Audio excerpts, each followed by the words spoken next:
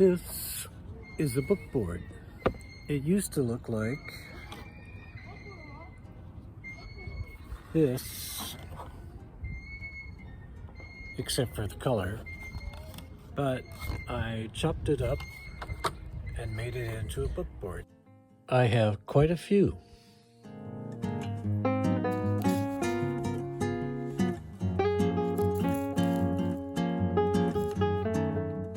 In episode 81, I showed you how I sew the text block for a book, and now I'm going to show you how I case it in, starting with putting on the mull on the spine.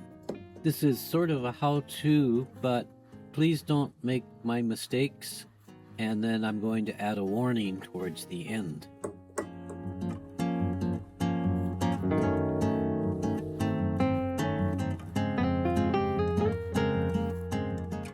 First, of course, you put on the glue on the signatures to make sure all the signatures are bound together, not just by the thread, but also by glue.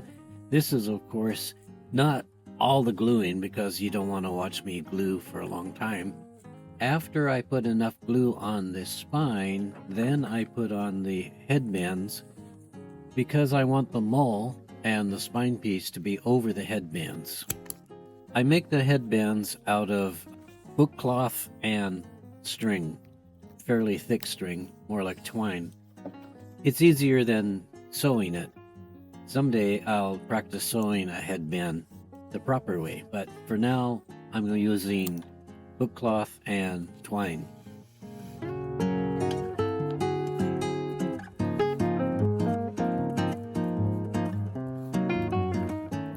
After putting on the headbands, I put some more glue on for the mull, and I press them all into the spine.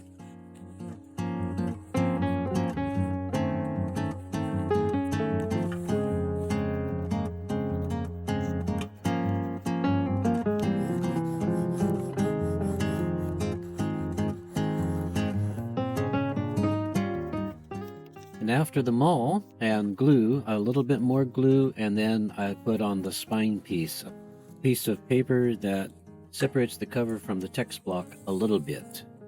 Now, in this particular case, the spine piece is a little bit wider than it should have been, although I measured. So yeah, always measure correctly. Measurements are very important in bookbinding because you don't have much tolerance for mistakes. So this is the first mistake I made. I made the spine piece too wide. Putting on the spine piece is the final part of preparing the spine for casing in. Now we have to get the end papers on. As this book is B6, I just got a B5 piece of paper for end paper, and it's slightly thicker than the text block paper.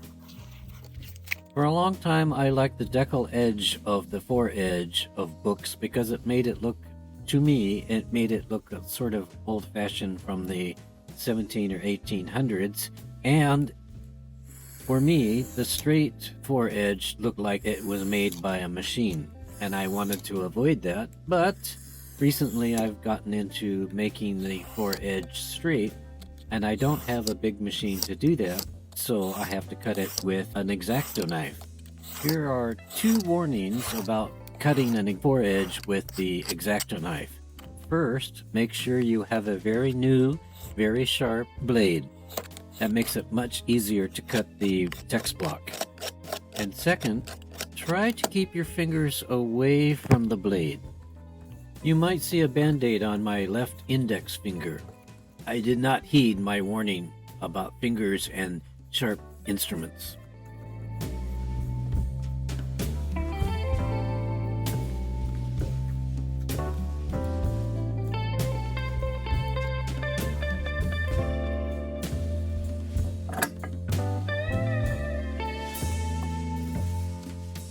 When I put the book boards onto the book cover, I use a spacer between the cover and the spine and the spine and the cover, and this particular spacer is 8 millimeters wide.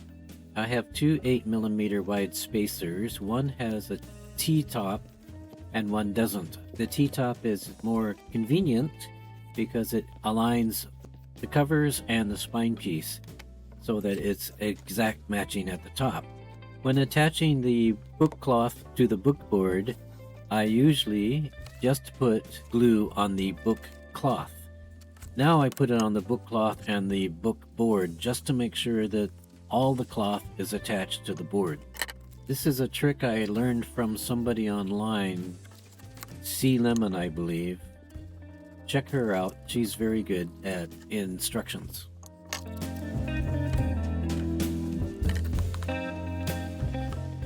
This book cloth for the cover is handmade washi, and it's nice. I like it.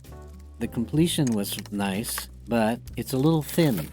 It's very easy to tear, so I have to be very careful making it. Kanazawa and Fukui are famous for making paper. There's a very large conglomeration of paper makers both near Kanazawa and in Fukui. So I use one of their papers for this book.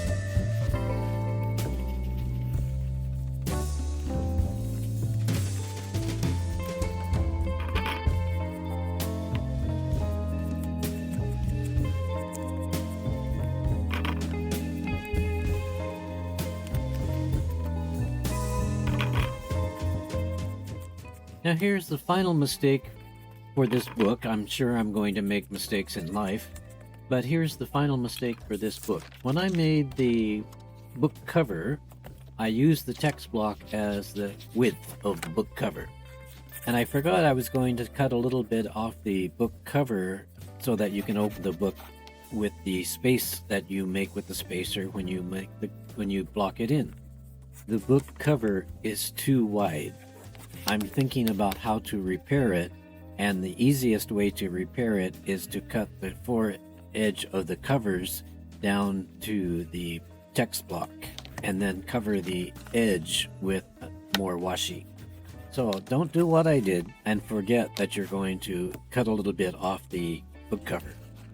That's the completion of casing in my novella, The Lonely Izakaya Down a Quiet Street, which is available over on Apple Books and other places.